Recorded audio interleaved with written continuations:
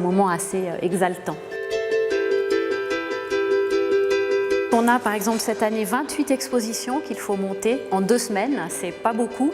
Il y a des expositions qui vont plus vite, un accrochage classique avec des œuvres encadrées peut prendre 2 heures, mais par exemple d'autres images qu'il faut par exemple coller au mur, qui sont sous forme de tapisserie, ou des travaux plus installatifs que parfois l'artiste vient même terminer sur place, là ça peut prendre une demi-journée, voire une journée. Donc oui, il faut du temps, il faut aussi parfois même 2 équipes de montage qui peuvent travailler en parallèle pour être prêts dans les temps.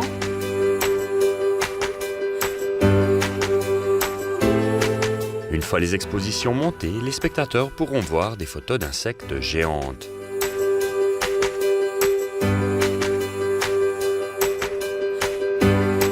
Ou encore, par exemple, une exposition sur le prix de la vanité.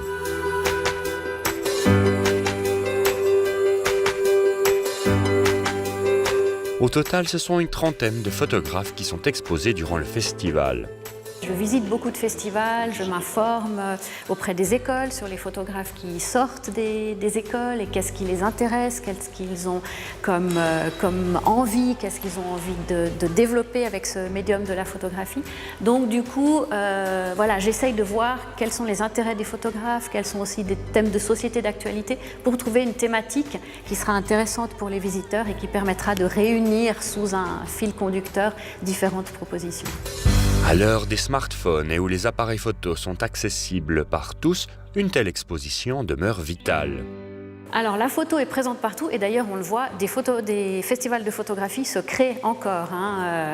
Les vieux comme nous continuent d'exister parce qu'ils savent se renouveler, mais il y a des nouveaux festivals qui existent. Je crois que l'image est tellement présente qu'on a un besoin de la transmettre, c'est vrai, soi-même de transmettre ses propres images par les réseaux sociaux et tout, mais je pense que c'est intéressant de se confronter aussi aux images que font les professionnels.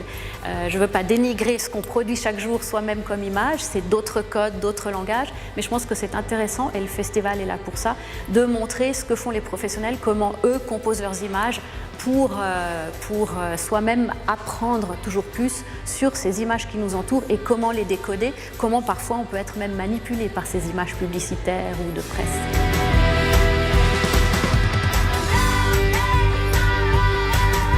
On ne va pas interdire aux gens d'écrire. Je veux dire, on a appris à écrire, on écrit, on peut faire des photos, c'est magnifique. Ce qui manque par contre, c'est d'apprendre à faire des photos et d'apprendre à lire les images. Et ça, je trouve que dans les écoles, on devrait presque introduire des cours de création d'images, de même qu'on a des cours d'écriture, parce que c'est vraiment devenu un langage par lequel on s'exprime. Parfois même, on n'en voit que des images, il n'y a plus de mots qui les accompagnent. Donc c'est un langage tellement important qu'il faut qu'on puisse le maîtriser et le comprendre, oui.